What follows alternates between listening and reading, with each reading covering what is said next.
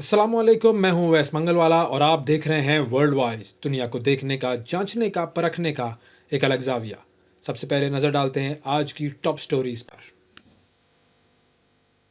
America में कत्ल होने वाला चार्ली कर्क कौन था? बेनकाब हम करेंगे।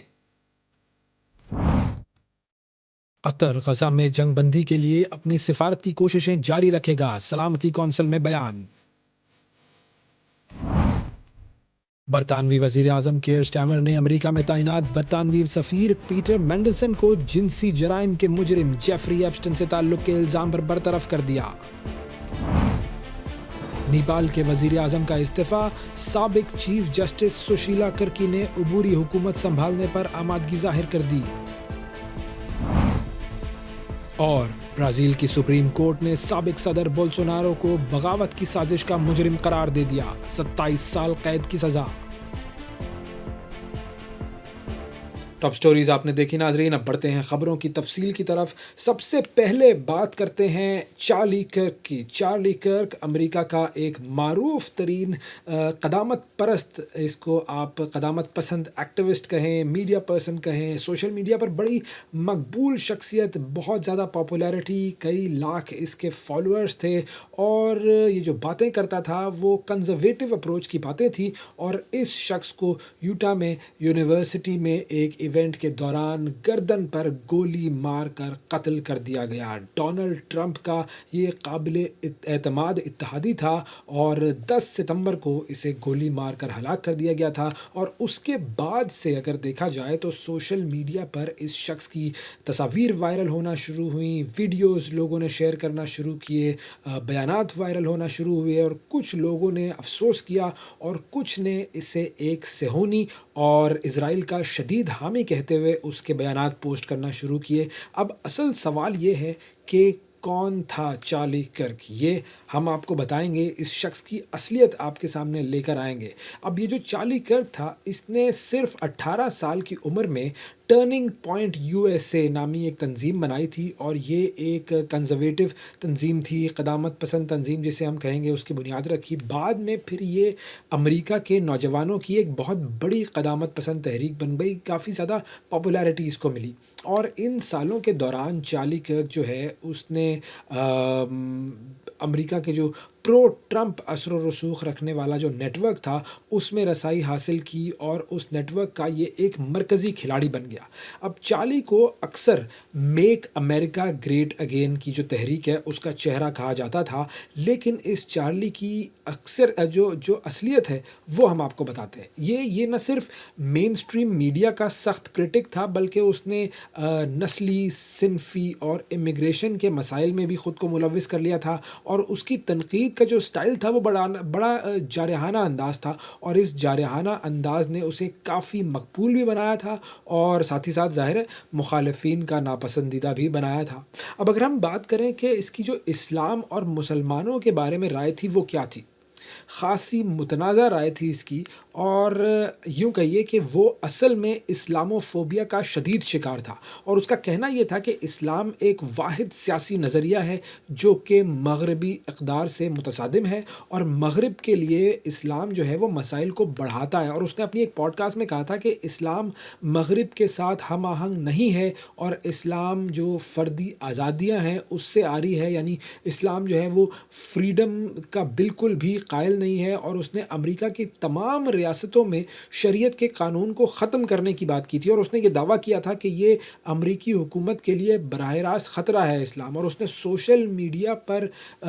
अक्सर जो है वो आप उसके बयानात देखें तो उसको उसके बाद उसका ये कहा हुआ मिल जाएगा आपको बयान के उसने कहा है कि इस्लाम जो है वो हर जगह को फ़तह करना चाहता है और इस्लाम जो है वो ज़मीनों और इलाकों पर कब्ज़ा करना चाहता है। और यूरोप जो है वो अब एक फ़तह शुदा बर्र-ए-आज़म बन चुका है क्योंकि वहाँ पर मुसलमानों की तादाद बहुत ज़्यादा हो चुकी है। और जब मुसलमान उम्मीदवार ज़हरान ममदानी जो है उसने न्यूयॉर्क का सिटी मेयर के लिए जो डेमोक्रेटिक प्राइमरी जीता था, तो उस वक्त कर्क ने एक ट्वीट किया था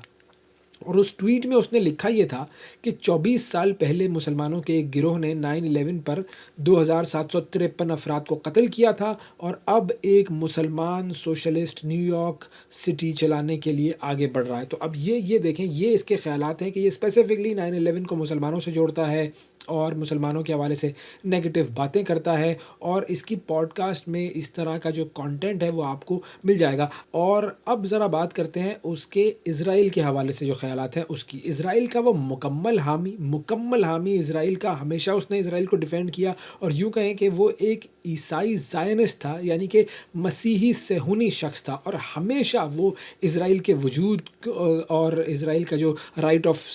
سیلف ڈیفینس ہے اور جو بائبل کے حوالے ہیں، اس نے ہمیشہ بائبل کو یوز کر کے اسرائیل کی اہمیت کو اجاگر کیا، اور فلسطینیوں کو اور حماس کو اسرائیل کے وجود کے لیے ہمیشہ یہ شخص ایک بہت بڑا خطرہ قرار دیتا تھا، اور اس نے اسرائیل کو ہمیشہ اسپیشل قرار دیا ہے، ہمیشہ خاص قرار دیا ہے، اور اس نے یہ کہا کہ مسلمانوں کی حکمرانی کے تحت اسرائیلی اور یہودی زندہ ہی نہیں رہ سکتے، یعنی ہسٹری جو ہے وہ اس نے بالکل ختم کر دی، بھلا دی ہسٹری، اور ہسٹری سے بالکل اس کا دور دور تک واسطہ نہیں تھا کہ جب مسلمانوں نے ہمیشہ یہودیوں کو بڑے اچھے طریقے سے اپنے جو حکومت کے ممالک تھے ان میں رکھا ہے۔ اور اپنا یہ جو ناپاک بیانیہ ہے اس میں یہ شخص اس قدر آگے بڑھ گیا تھا کہ اس نے فلسطین کے وجود کو ماننے سے ہی انکار کر دیا تھا، اس نے بالکل مانا ہی نہیں کہ فلسطین نامی کوئی ملک ہے اور کسی بھی قسم کی فلسطینی ریاست کوئی ایگزسٹ کرتی تھی، بالکل مانتا ہی نہیں ہے یہ شخص۔ اچھا، اس نے اس بات کو بھی ماننے سے انکار کر دیا تھا کہ اسرائیل میں فلسطین کا ایک بہت بڑا علاقہ ہے، اسرائیل نے اس فلسطین کے علاقے پر قبضہ کیا ہے، وہاں پر ناجائز بستیاں بنائی ہیں، یہ بات نہیں مانتا تھا یہ شخص۔ پھر اس کے علاوہ اس شخص نے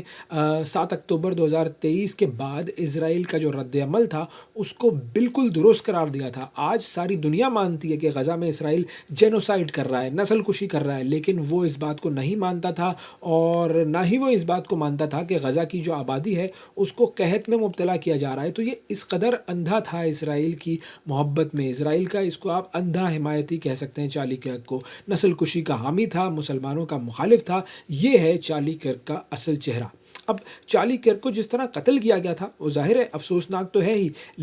لیکن اسی طرح فلسطین کے ہزاروں لوگوں کو بھی قتل کیا گیا۔ چارلی ہمیشہ ان کے قتل کا حامی تھا۔ چارلی کے 2 بچے بھی ہیں، اور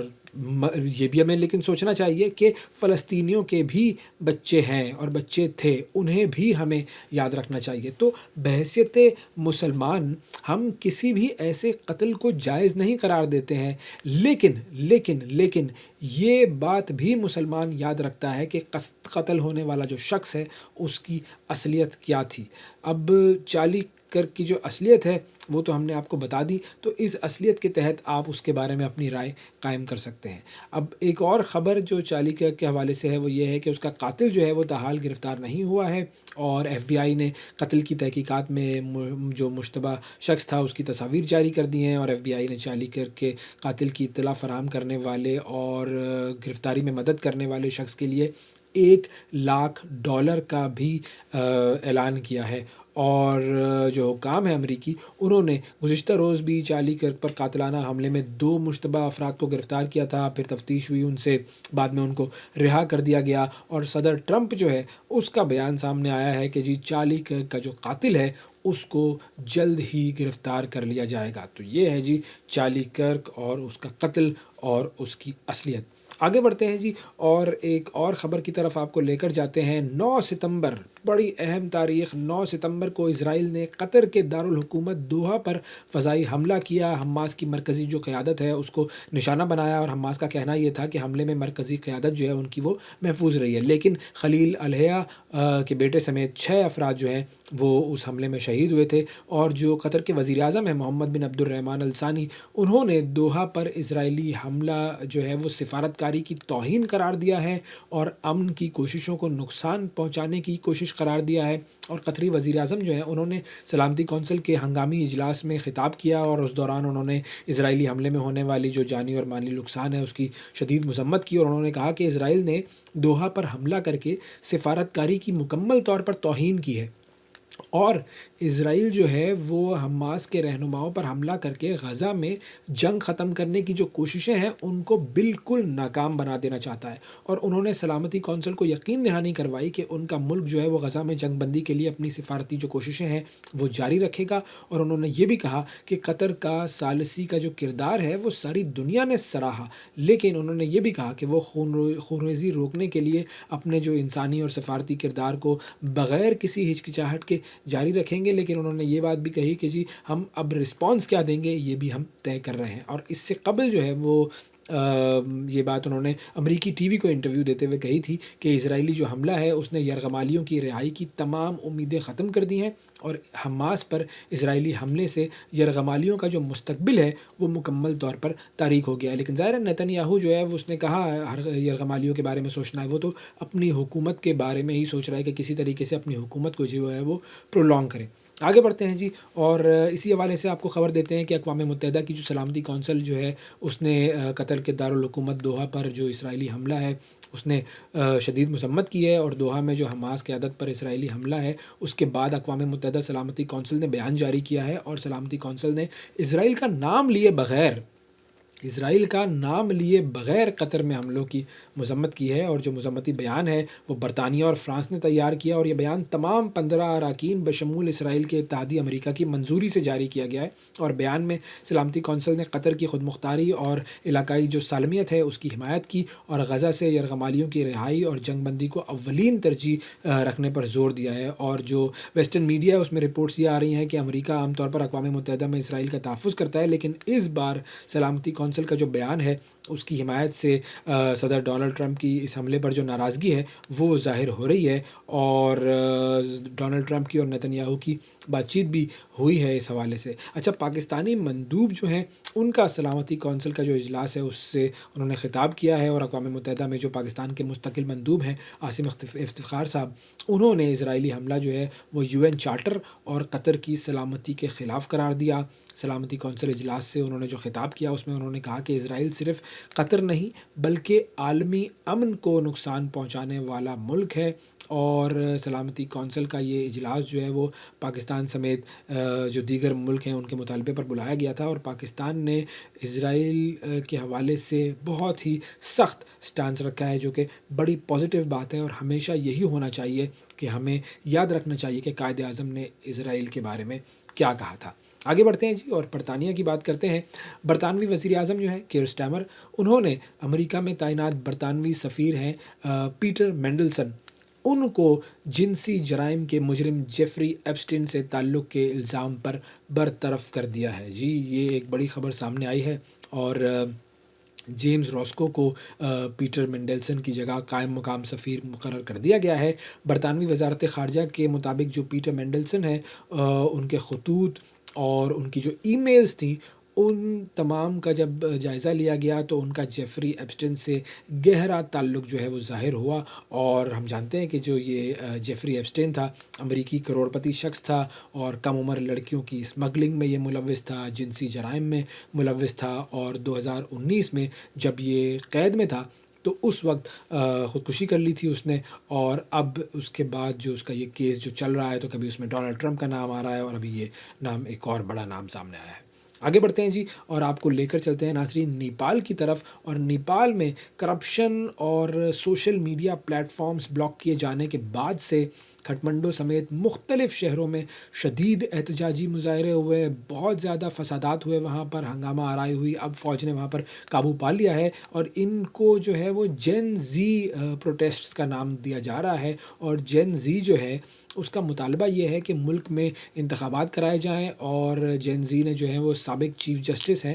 سشیلا کرکی، ان کا نام عبوری حکومت کی قیادت کے لیے پیش کیا تھا، اور اب خبر یہ آئی ہے کہ انہوں نے یہ نام جو ہے وہ قبول کر لیا ہے۔ نیپال کے جو وزیر اعظم ہیں کے پی شرما اولا، انہوں نے عہدے سے استعفیٰ دے دیا ہے، اور سشیلا کرکی جو ہے انہوں نے عبوری حکومت سنبھالنے پر آمادگی ظاہر کر دی ہے، اور بیسکلی بیک گراؤنڈ اس کا یہ ہے کہ نیپالی حکومت نے پچھلے ہفتے سوشل میڈیا کی جو بڑی ویب سائٹس ہیں وہ ساری بند کر دی تھیں، اور اس کے بعد پھر نوجوانوں کے مظاہرے شروع ہوئے، اور ان مظاہروں کو جین زی انقلاب کا نام دیا گیا، اور یہ کافی شدید ہنگامہ آرائی تھی، اور اس فسادات کے دوران 30 لوگ جو ہیں وہ ہلاک ہوئے، کئی لوگ زخمی بھی ہوئے، اور جو سرکاری عمارتیں تھیں ان کو بھی آگ لگائی گئی، تو کافی یہ سنگین معاملہ ہو گیا تھا نیپال میں۔ اب بات کرتے ہیں جی برازیل کی، اور اگلی خبر برازیل سے ہے۔ برازیل کی جو سپریم کورٹ ہے اس نے برازیل کے سابق صدر ہیں بولسونارو، ان کو بغاوت کی سازش کا مجرم قرار دے دیا ہے، اور 27 سال اور 3 مہینے کی قید کی سزا بھی ان کو سنا دی گئی ہے۔ برازیل کی جو سپریم کورٹ ہے اس کے 5 رکنی بینچ کے 4 ججز نے سزا کے حق میں فیصلہ سنایا، اور ایک جج ایسے تھے کہ جنہوں نے تمام الزامات سے ان کو بری کر دیا، اور گھر میں نظر بند ہیں اس وقت سابق صدر بولسونارو، وہ عدالت میں پیش نہیں ہوئے تھے، اور سابق صدر کے جو وکیل ہیں انہوں نے سپریم کورٹ کا جو فیصلہ ہے اس کے خلاف اب اپیل دائر کرنے کا اعلان کر دیا ہے، اور مطالبہ انہوں نے یہ کیا ہے کہ سماعت کے لیے 11 ججز پر مشتمل فل کورٹ بنایا جائے اور فل کورٹ سماعت کرے۔ اور اس پر امریکہ کے جو صدر ہیں ڈونلڈ ٹرمپ، ان کا بڑا ایک رد عمل سامنے آیا، اور انہوں نے کہا ہے کہ جی برازیل کے جو سابق صدر ہیں بولسونارو، ان کی سزا جو ہے وہ کافی مایوس کن ہے، اور انہوں نے کہا ہے کہ جی برازیلین سپریم کورٹ جو ہے وہ بالکل انہوں نے غلط فیصلہ دیا ہے، اور دوسری جانب جو عدالتی فیصلہ آیا ہے اس کے بعد سابق برازیلین صدر بولسونارو کے حق میں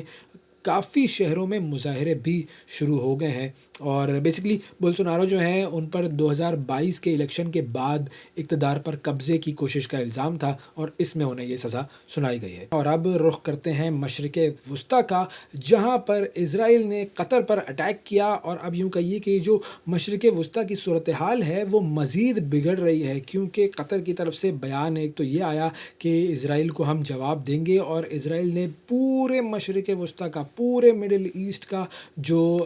امن ہے اس کو خطرے میں ڈال دیا ہے۔ اور اب کیا یہ جنگ بڑھ جائے گی؟ کیا یہ جنگ مزید بڑھے گی؟ کیا ہم تھرڈ ورلڈ وار کی طرف جا رہے ہیں؟ بہت سارے اینالسٹ کہہ رہے ہیں کہ اب یہ معاملہ ایسا ہو گیا ہے کہ اس کو روکنا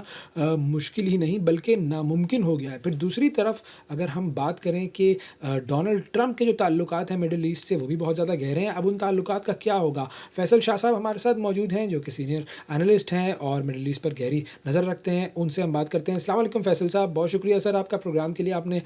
وقت نکالا۔ سب سے پہلے ذرا اس حملے کے حوالے سے بات کر لیتے ہیں کہ قطر پر اسرائیل نے حملہ کیا، پھر اس کے بعد اسرائیل کے جو وزیر اعظم ہیں اس نے یہ کہا کہ جی ہم دوبارہ بھی ایسا ہی کریں گے، اور جہاں جہاں ہمارے ٹارگٹ موجود ہوں گے ہم یہی کریں گے، ہر ملک میں اسی طرح کریں گے۔ یہ کس طرح کا بیان ہے، اور اسرائیل کے مستقبل کے عزائم کے بارے میں یہ بیان کیا بتاتا ہے؟ دیکھیے، بہت تشویشناک صورتحال ہے، اور جو غزہ کی جنگ ہے وہ پورے خطے میں پھیل رہی ہے، ہم اس کو اسی طرح سے دیکھ سکتے ہیں۔ اسرائیل کے جو عزائم ہیں وہ بڑے واضح ہیں، وہ اس ریجن میں ایک ایسی پاور بننا چاہتا ہے جس کا کوئی چیلنجر نہ ہو، اور اس کے پاس مکمل آزادی ہو کہ وہ جب چاہے جہاں چاہے جسے جائے ٹارگٹ کر لے، اس کے باوجود کہ دوسرے ملکوں کی سلامتی، دوسرے ملکوں کی سوورینٹی، دوسرے ملکوں کا جو ایک ان کا ملک ہونا ہے یو این چارٹر کے تحت، اس سب کو وہ نفی کرتے ہوئے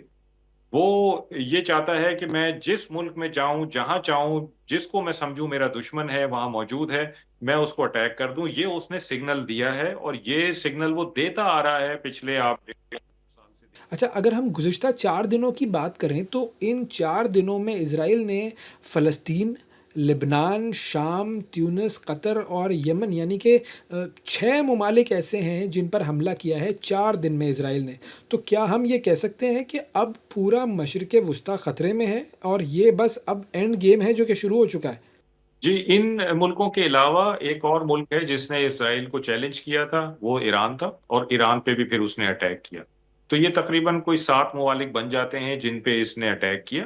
اور اس پہ بالکل ہم یہ نتیجہ اخذ کر سکتے ہیں کہ مشرق وسطیٰ میں اس جنگ کے بڑھنے کا خدشہ بڑھ گیا ہے۔ تمام مشرق وسطیٰ اس کی لپیٹ میں آ سکتا ہے، بلکہ میں یہ سمجھتا ہوں کہ مشرق وسطیٰ سے باہر بھی یہ جنگ جا سکتی ہے، کیونکہ اسرائیل نے ان تمام ملکوں میں اٹیک کر کے ایک میسج دیا ہے دنیا کو، اور وہ میسج یہ ہے کہ اس کو یہ آزادی ہونی چاہیے کہ جہاں اس کا کوئی دشمن ہوگا وہ اس پہ جا کے اٹیک کرے گا، بجز اس کے کہ وہ ملک ایک سوورن ملک ہے، اس کی اپنی فضائی حدود ہے، اس کا اپنا ایک کانسٹیٹیوشن ہے، یو این چارٹر کے تحت وہ ملک ایک ملک کے طور پہ مانا جاتا ہے اور UN چارٹر کے کچھ اصول و ضوابط ہیں، ان سب چیزوں کے قطع نظر اسرائیل سمجھتا ہے کہ میرا انٹرسٹ سب سے سپریم ہے، میں جہاں سمجھوں گا، جس کو چاہوں گا، جب چاہوں گا اٹیک کرنے چلا جاؤں گا۔ تو اگر اس فارمولے پہ آپ جاتے ہیں یا اس میسج پہ اسرائیل کے جاتے ہیں، تو اس سے تو یہ محسوس ہوتا ہے کہ کل اگر فرض کیجئے کہ حماس کے لوگ کسی اور ملک میں، اس خطے کے باہر کسی ملک میں موجود ہوں، تو پھر اسرائیل یہ پلاننگ کرے گا کہ میں ان کو وہاں پہ جا کے مار دوں۔ تو اس زمن میں سمجھتا ہوں کہ یہ جنگ جو ہے، جو اسرائیل اس وقت خام مخہیں کی اس نے کی ہوئی ہے غزہ میں اور اس خطے میں، وہ شاید اس خطے سے باہر بھی لے جا سکتا ہے۔ تو اس میں دنیا کو سوچنا چاہیے کہ اسرائیل کو لگام دینے کی ضرورت ہے۔ وہ انسانیت کے خلاف کام کر رہا ہے، وہ UN چارٹر کے خلاف کام کر رہا ہے، وہ انٹرنیشنل سسٹمز کے خلاف کام کر رہا ہے، وہ اپنے اتحادیوں کی مرضی کے خلاف کام کر رہا ہے۔ اور ایک ایسا ملک جو کہ بے لگام گھوڑا بنا ہوا ہے، اس کو کوئی لگام ڈالنے کو تیار نہیں ہے، صرف کہنے سے تو میرا خیال ہے وہ نہیں رکے گا، کیونکہ وہ ابھی تک نہیں رکا ہے۔ تو کوئی عملی اقدامات کرنے کی ضرورت ہے اور اس کو لگام ڈالنے کی ضرورت ہے، اس کو یہ بتانے کی ضرورت ہے کہ بھائی تم پوری دنیا پہ راج نہیں کر سکتے، تم پورے ریجن پہ راج نہیں کر سکتے، اور تمہیں اپنے انٹرسٹ اگر کوئی ایسے ہیں جن کو تم سمجھتے ہو کہ وہ ان کو ایڈریس کرنا چاہیے، تو اس کا ایک باقاعدہ پروسیجر ہے، انٹرنیشنل سسٹم ہے، ایک UN کا ادارہ ہے جو کہ ان چیزوں کو اب تک لک آفٹر کرتا آیا ہے، اور اب اس کو بالکل نکارا بنا دیا گیا۔ تو یہ تو ایک جنگل کے قانون کی طرف ہم بڑھ رہے ہیں۔ اس طرح تو یہ جو میسجنگ ہو رہی ہے اسرائیل کی طرف سے، یہ تو پھر بہت سارے ملکوں کے لیے ایک میسج ہے کہ جی آپ کا جب دل چاہے آپ اپنے سے کمزور ملک پہ اٹیک کر دیجئے، اور وہاں پہ جس کو چاہے ٹارگٹ کر دیجئے، یا ایون کمزور ملک نہ بھی ہو تو آپ اس قسم کا اقدام کر سکتے ہیں، کیونکہ آپ سمجھتے ہیں کہ آپ کا دشمن وہاں پر ہے، اور آپ سمجھتے ہیں کہ آپ کو یہ کام کرنا چاہیے، اور آپ اس کو جائز سمجھتے ہیں، باوجود اس کے کہ ساری دنیا اس کو غلط سمجھتی ہو۔ تو یہ ایک بہت ہی غلط میسج جا رہا ہے، جس پہ دنیا کو کان دھرنا چاہیے اور اس پہ کوئی ایکشن لینا چاہیے۔ اچھا، قطر کے جو وزیر اعظم ہیں ان کا کہنا یہ ہے کہ مشرق وسطیٰ سے جواب آئے گا اور جواب کے لیے ہم اپنے اتحادیوں سے گفتگو کر رہے ہیں۔ تو یہ کس طرح کا جواب ہو سکتا ہے، کس طرح کا رسپانس ہو سکتا ہے؟ کیونکہ انہوں نے یہ بھی کہا ہے کہ ہم امن کے لیے بھی اپنی کوششیں کریں گے، لیکن اگر جواب آتا ہے مڈل ایسٹ کی طرف سے تو وہ کیا ہو سکتا ہے؟ میں سمجھتا ہوں کہ جواب پولیٹیکل اور ڈپلومیٹک لینگویج میں ہوگا۔ اگر یہ ہم سوچیں کہ جی یہ کوئی فزیکل ریٹیلیشن ہوگی، تو میرا خیال ہے کہ اس طرح کی کوئی بات نہیں ہوگی۔ ہاں، یہ ہو سکتا ہے کہ اسرائیل کی لیے اوور فلائٹس بند کر دی جائیں ان ملکوں کے اوپر سے، جن ملکوں نے اسرائیل کو تسلیم کیا ہوا ہے وہ اس پہ دوبارہ سوچ سکتے ہیں، جو لوگ ابراہم ایکارڈ کو تسلیم کرنے کا سوچ رہے تھے وہ اس پہ دوبارہ نظر ثانی کر سکتے ہیں۔ اور میرا یہ خیال ہے کہ جو اچھی بات ایک ہوگی وہ یہ ہوگی کہ دو ریاستی حل فلسطین کا جو ہے، وہ میرا خیال ہے کہ زیادہ تقویت حاصل کرے گا اس سے۔ اوکے، اچھا، اگر ہم ڈونلڈ ٹرمپ کی بات کریں تو ڈونلڈ ٹرمپ کے تو قطر سے بڑے اچھے تعلقات ہیں، قطر نے بڑا وہ طیارہ وغیرہ ان کو دیا تھا تحفے میں ڈونلڈ ٹرمپ کو، تو وہ گفٹ جو تھا وہ کسی کام بھی نہیں آیا قطر کے، اور اب آگے ان تعلقات کا کیا ہوگا؟ دیکھیے، قطر اور امریکہ تو بہت قریبی حلیف ہیں، بہت بڑا امریکن بیس قطر میں موجود ہے، اور قطر ایک ایسا ملک بن کے خطے میں ابھرا ہے جس کے ہاں ثالثی ہوتی ہے۔ یعنی پہلے آپ دیکھیے تو طالبان کے بارے میں بھی جو امریکہ اور طالبان کے درمیان ثالثی تھی، اس میں بھی قطر کا اہم رول تھا، اور وہ قطر کے دارالحکومت دوحہ میں ہوتی رہی ہے۔ اسی طرح جو حماس کی لیڈرشپ تھی وہ بھی یہاں پہ موجود تھی، اور وہ بھی غور و فکر کر رہے تھے ان تجاویز پہ جو پریزیڈنٹ ٹرمپ نے دی تھی۔ تو قطر نے ایک اپنے تئیں بہت بڑا رسک لیا، اور اس نے دنیا میں اور ریجن میں امن پھیلانے کے لیے، امن کی کاوشوں کے لیے یہ اپنا کردار ادا کیا، اور امریکہ کی قطر کے لیے حمایت بھی حاصل رہی ہے، اور بہت قریبی تعلقات۔ آپ نے خود بتایا کہ اتنے ان کے گفٹس کی ایکسچینج ہوئے ہیں، اور پریزیڈنٹ ٹرمپ کا دورہ تھا وہ بڑا شاندار رہا۔ لیکن آپ یہ دیکھیے کہ ان سب چیزوں کے بعد جو پریزیڈنٹ ٹرمپ کی اسٹیٹمنٹ آئی ہے، یا وائٹ ہاؤس سے جو اسٹیٹمنٹ آئی ہے، اس میں جو ہمدردانہ رویہ اختیار کیا گیا وہ اسی وجہ سے کیا گیا ہے کہ ان کے قطر کے ساتھ تعلقات اچھے ہیں، لیکن اس میں اسرائیل کو کوئی کھلے عام کنڈیم نہیں کیا گیا، اس میں مذمت نہیں کی گئی اس قسم کے اسرائیل کے اقدام کی۔ تو اس میں بیسیکلی کوشش یہ کی گئی ہے کہ اسرائیل کو بھی کسی طرح سے جگہ دی جائے اس سٹیٹمنٹ میں اور قطر بھی ناراض نہ ہو۔ میں نے جیسے پہلے کہا کہ دنیا کو یہ دیکھنے کی ضرورت ہے کہ یہ بڑی غلط میسیجنگ ہو رہی ہے اور بڑا بڑا غلط پریسیڈنٹ سیٹ ہو رہا ہے۔ تو یہ خالی سٹیٹمنٹ سے یا ناراضگی کے اظہار سے یہ کام رکنے والا نہیں ہے، اس کے لیے کوئی عملی قدم اٹھانا پڑے گا۔ اگر امریکہ واقعی سیریس ہے اس قسم کی اسٹیٹمنٹ پہ جو انہوں نے دی ہے اس کو جاری کرنے میں، تو پھر امریکہ کو کچھ اقدام اٹھانے چاہیے، اسرائیل کی ایڈ بند کریں، ان کو اسلحہ دینا بند کریں، ان کے خلاف جو یو این میں ریزولوشنز آتی ہیں ان کو ویٹو کرنا بند کریں، فلسطین کے ڈیلیگیشن کو یو این جنرل اسمبلی میں کے اجلاس کے لیے ویزے نہیں جاری کیے گئے اس دفعہ، تو وہ ویزے جاری کریں، کیونکہ خدشہ یہ ہے کہ بہت سارے ممالک فلسطین کو تسلیم کرنے جا رہے ہیں۔ تو اگر امریکہ واقعی سیریس ہے یا باقی دنیا واقعی سیریس ہے کہ بھئی اس خطے میں امن آنا چاہیے، اس میں یہ جو شورش ہے اس کو ختم ہونا چاہیے اور اسرائیل کو لگام دینی چاہیے، تو پھر عملی اقدامات کی ضرورت ہے۔ اسٹیٹمنٹ سے تو 2.25 سال ہو گئے ہیں، ان سے کچھ نہیں ہو رہا ہے۔ فیصل صاحب، جو امریکہ سے حفاظتی نظام جو ہے وہ تھیڈ لے کر قطر نے لگایا تھا، اس کا کیا فائدہ ہوا؟ دیکھیے وہ تھرڈ میزائل سسٹم جو ہے وہ بیسیکلی جب قطر کو دیا گیا تھا یا باقی بھی جو گلف سٹیٹس کو چیزیں دی گئی تھیں، وہ ایک ڈفرینٹ تھریٹ کے لیے دی گئی تھیں۔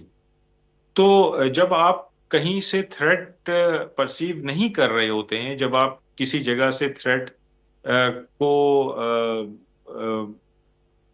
نہیں دیکھ رہے ہوتے ہیں، تو پھر آپ اپنے وہ سسٹم اس طرف ظاہری بات ہے کہ نہیں لگاتے ہیں۔ ہو سکتا ہے وہ سسٹم آن ہی نہ ہو، وہ سسٹم مین ہی نہ ہو، لوگ اس پہ بیٹھے ہی نہ ہو، اس کو وہ تیار ہی نہ ہو سسٹم، کیونکہ اس طرح کا کوئی تھریٹ قطر پرسیو ہی نہیں کر رہا تھا اسرائیل کی طرف سے۔ تو یہ ایک اور بھی بہت زیادہ لمحہ فکریہ ہے کہ آپ اسرائیل سے یا کسی ملک سے آپ تھریٹ پرسیو نہ کریں اور وہ ملک آپ کی سوورینٹی کو نشانہ بنائے، وہ ملک آپ کی سلامتی کے لیے خطرہ بن جائے۔ تو یہ ایک اور بہت بڑا نیا فینومنا سامنے آ رہا ہے کہ چلیں جو آپ کا دشمن ہوتا ہے، آپ اس دشمن کے خلاف تو مستعد ہوتے ہیں، آپ اس کے خلاف تیار ہوتے ہیں، لیکن جو آپ کے دوستوں کی فہرست میں لوگ آتے ہیں، اگر وہاں سے آپ پہ کوئی اٹیک ہو اور وہاں سے کوئی آپ کے خلاف کارروائی ہو، تو آپ کیسے اس کو اخذ کریں گے، پہلے سے کیسے اس کو فورس ہی کریں گے اور کیسے اس کی تیاری کریں گے۔ تو یہ ایک اور بڑا امپورٹنٹ اس چیز سے میسج نکلتا ہے، اور اس چیز سے ایک بڑی امپورٹنٹ کنکلوژن نکلتی ہے کہ یہ جو مڈل ایسٹ کنٹریز ہیں، اب ان کو شاید اپنا تھریٹ پرسیپشن چینج کرنا پڑے گا۔ اب ان کو یہ دیکھنا پڑے گا کہ جہاں سے یہ پہلے تھریٹ پرسیو کرتے تھے، کیا وہاں سے اب واقعی تھریٹ ہے؟ جو اصل تھریٹ ہے وہ اب کہاں سے آ رہا ہے؟ اگر اسرائیل یہ، جیسے میں نے پہلے بات کی کہ وہ یہ چاہتا ہے کہ جی وہ اس کے پاس آزادی ہونی چاہیے کہ وہ جس ملک میں چاہے جب چاہے اٹیک کر سکے، تو پھر تو اب تھریٹ پرسیپشن سارے ملکوں کا چینج ہو جانا چاہیے اور ان کو تیاری اب اس سمت میں رکھنی چاہیے۔ فیصل صاحب، قطر پر حملے کے بعد جو مذاکرات ہیں اور جو اسرائیلی جو یرغمالی ہیں، ان کی رہائی کا امکان جو ہے وہ ہم کیا کہہ سکتے ہیں، اب بالکل ختم ہو چکا ہے؟ دیکھیے جو بینجامن نیتن یاہو ہیں، وہ میں نے پہلے بھی جیسے کہا کہ وہ ایک فیلئر ہے۔ انہوں نے اپنے 2 آبجیکٹو سیٹ کیے تھے۔ پہلا انہوں نے کیا کہ جی میں یرغمالیوں کو رہا کراؤں گا، اور دوسرا انہوں نے کیا کہ میں حماس کو مکمل طور پہ تباہ کر دوں۔ تو وہ دونوں کام نہیں کر سکیں اور ان میں فرسٹریشن بڑھتی جا رہی ہے۔ اسی لیے وہ اب غزہ سے نکل کے، فلسطین سے نکل کے، وہ اب یمن سے اور لبنان سے نکل کے وہ اب اپنے دوستوں اور حلیفوں پہ بھی اٹیک کر رہے ہیں، اور برملا یہ کہہ رہے ہیں کہ آئندہ بھی ایسی کارروائی ہو سکتی ہے، یعنی باقی جو ان کے لوگ دوست احباب ہیں وہ بھی باخبر رہیں کہ وہ جہاں چاہیں گے، جب چاہیں گے، جس کو چاہیں گے اٹیک کرنے کا ضرور پلان کریں گے۔ تو یہ جو بات چیت چل رہی تھی یرغمالیوں کی رہائی کے لیے، میرا خیال ہے کہ وہ کامیاب نہیں ہو رہی تھی، اسی لیے یہ سب کیا گیا ہے۔ اور جو فرسٹریشن ہے وہ اس سے بالکل عیاں ہے، اسرائیل کی اور بینجامن نتن یاہو کی، کہ وہ سمجھ رہے ہیں کہ جی بات چیت کا کوئی فائدہ نہیں ہے، ہمارے یرغمالی اس طرح سے رہا نہیں ہوں گے، ہماری وہ شرائط نہیں مانی جائیں گی حماس کی طرف سے، حماس کا پھر بھی زور رہے گا، اس کو ہم ختم نہیں کر پا رہے ہیں، تو پھر اب ہم اس طرح سے کریں کہ جی ہم نیگوسیشنز کو ایز ویپن یوز کریں۔ آپ دیکھیے کہ پہلے انہوں نے غذا کو ایز ویپن یوز کیا، ویپنائزیشن آف فوڈ جس کا نام دنیا نے دیا، کہ آپ نے جو ریلیف کیمپس تھے وہاں پہ ان کی تعداد کم کر دی، اور جب وہاں پہ غزہ کے لوگ فوڈ لینے آتے تھے تو پھر ان کو ٹارگٹ کیا جاتا تھا۔ اب انہوں نے یہ ایک طریقہ اپنایا ہے کہ جی تجاویز دو، جب حماس کی لیڈرشپ بیٹھے گی ان تجاویز پہ تو پھر اس جگہ ہم اٹیک کریں گے تو ساری لیڈرشپ وہاں پہ ختم ہو جائے گی۔ تو اب نیگوسیشنز، ویپنائزیشن آف نیگوسیشنز شروع ہو گیا ہے۔ تو اس صورتحال میں آپ کا کیا خیال ہے کہ آئندہ کیا حماس کی لیڈرشپ کسی تجویز کے لیے کہیں جمع ہوگی، کہیں بیٹھے گی؟ ان کو یہ پتا چل گیا ہے کہ جی اگر ہم کہیں جمع ہوں گے، بیٹھیں گے، تو پھر اسرائیل، وہ کوئی بھی ملک ہو، وہ نیوٹرل ملک ہو، وہ اس کا دوست ہو، اس کا دشمن ہو، وہاں پہ اٹیک کرے گا۔ تو پھر یہ تو اب جو عمل ہے امن کا اور جنگ بندی کا اور یرغمالیوں کی رہائی کا، تو وہ تو اسرائیل نے سبوٹاج کر دیا، اس کی تو اب کوئی، میرا نہیں خیال کوئی امید رہ گئی ہے۔ وہ تو اب ظاہری بات ہے کہ اسرائیل نے خود بتا دیا ہے کہ وہ اس میں سنجیدہ نہیں ہے، وہ نہیں چاہتا کہ یہ جنگ ختم ہو، وہ چاہتا ہے کہ یہ جنگ چلتی رہے، کیونکہ اس میں پولیٹیکل آبجیکٹیوز ہیں بینجامن نتن یاہو اور ان کی پارٹی کے۔ اچھا، اس میں ایک اور پوائنٹ بھی ہے کہ کئی بڑے بڑے ممالک جو ہیں وہ فلسطین کو تسلیم کرنے کا اعلان کر چکے ہیں۔ آسٹریلیا نے اعلان کیا ہے، کینیڈا نے اعلان کیا ہے، بہت سارے ممالک تسلیم کر چکے ہیں۔ تو کیا اس سے کچھ معاملات بہتر ہونے کی امید ہے؟ کیا اسرائیل پر کسی قسم کا کوئی دباؤ پڑ سکتا ہے اس چیز سے؟ دیکھیے، اسرائیل پہ دباؤ صرف امریکہ بڑھا سکتا ہے، باقی دنیا کا کوئی اثر اسرائیل پہ نہیں ہے۔ 2.25 سال ہو گئے، لوگوں نے کنڈیمنیشن بھی کی ہے، اسرائیل کے سفیروں کو بھی نکالا ہے، سفارتی تعلقات بھی ختم کیے ہیں، ٹریڈ بھی بند کی ہے، بہت سارے کام کیے ہیں، لیکن اسرائیل کو نہیں فرق پڑ رہا، کیونکہ اس کے ساتھ امریکہ کی تھپکی ہے۔ کوئی آپ ریزولوشن پیش کرتے ہیں تو وہ ویٹو ہو جاتی ہے۔ اسرائیل اگر کوئی کام کرتا ہے، کوئی اٹیک کرتا ہے، کچھ کرتا ہے، تو امریکہ اس کو کچھ نہیں کہتا۔ فلسطینیوں کو امریکہ جانے کی اجازت نہیں دی جا رہی ہے کہ وہ UN جنرل اسمبلی میں شامل ہو سکیں، جہاں پہ لوگوں نے یہ ایکسیپٹ کرنا ہے، یورپین ممالک نے ایکسیپٹ کرنا ہے کہ یہ فلسطین ایک ریاست ہے۔ تو اسرائیل پہ پریشر صرف امریکہ ڈال سکتا ہے، اور جب تک امریکہ یہ نہیں سوچے گا کہ اس کو کیا کرنا چاہیے، یہاں پہ جنگ بندی کروانی چاہیے اور بیچ کا راستہ اختیار کرنا چاہیے، نہ صرف یہ کہ آپ ایک پارٹی کو کہیں کہ جی بس آپ یہ مان لیں، اگر آپ نے یہ شرائط نہیں مانی تو پھر آپ کا برا حال ہوگا۔ تو یہ تو بیسیکلی نہ بات کرنے والی بات ہے۔ نیگوسیشنز میں اس طرح سے نہیں ہوتا ہے، نیگوسیشنز میں آپ کو بیچ کا راستہ اختیار کرنا پڑتا ہے، اور امریکہ اگر ایک فیسیلیٹیٹر کے طور پہ سامنے آنا چاہتا ہے دونوں پارٹیز کے بیچ میں، تو پھر اس کو دونوں کے جو خدشات ہیں اور دونوں کے جو کنسرنز ہیں اور دونوں کے جو انٹرسٹ ہیں، ان کو ملحوظ خاطر رکھ کے کوئی سلوشن نکالنا پڑے گا۔ اور امریکہ کو ایک سنجیدہ رول اس میں پلے کرنا پڑے گا، اس کو یہ دیکھنا پڑے گا کہ اسرائیل کی وجہ سے امریکہ کی کتنی سبکی ہو رہی ہے بین الاقوامی طور پہ، اس کا جو اپنا اسٹیچر ہے، اپنی کریڈیبلٹی ہے، وہ افیکٹ ہو رہی ہے ایک اسرائیل کی پولیٹیکل پارٹی کی وجہ سے، جہاں پہ انٹرنلی بھی اس کو بڑی اپوزیشن کا سامنا ہے، پبلک کی طرف سے، بہت سارے اداروں کی طرف سے۔ آئے روز وہاں پہ ڈیمونسٹریشنز ہو رہے ہوتے ہیں، دنیا بھر میں ڈیمونسٹریشنز ہو رہے ہیں، اسرائیلی کر رہے ہیں، یہودی کر رہے ہیں، وہ اس جنگ کے خلاف ہیں۔ وہ سمجھتے ہیں کہ جس طرح جو حکمت عملی نتن یاہو نے اپنائی ہوئی ہے، اس سے ان کے دونوں پولیٹیکل آبجیکٹیوز اچیو نہیں ہوں گے، نہ ان کے یرغمالی رہا ہوں گے اور نہ حماس ختم ہوگی، نہ حماس کا رول ختم ہوگا۔ تو اس चीज को समझने की जरूरत है। बेंजामिन नेतन्याहू तो नहीं समझ रहे, क्योंकि उनको पता है कि अगर जंग रुक गई तो उनके लिए बहुत मुश्किल हालात पैदा हो जाए। लेकिन अमेरिका को ये सोचना चाहिए कि इतना कत्लो गारत हो रहा है, इतना इंसानियत के खिलाफ जुल्म हो रहा है, इंसानियत की इतनी जिल्लत हो रही है, इस सब को रोकना चाहिए, क्योंकि अमेरिका तो जो इंसानी इक़दार हैं उनका पासदार रहा है, उन उन उनकी उनको प्रोपेगेट करता रहा है, उनका प्रोपोनेंट रहा है। तो अब अमेरिका कैसे ये एकदम से ये समझ सकता है कि जी किसी खित्ते में तो मैं जंग रुकवाऊं ताकि वहां पे जुल्म सितम ना हो, वहां पे खूनरेजी ना हो, और एक खित्ते में मैं जंग ना रुकवाऊं, वहां पे बेशक जो कुछ होता रहे। तो ये तो तजाद है, ये क्रेडिबिलिटी अफेक्ट होती है अमेरिका की भी इसमें।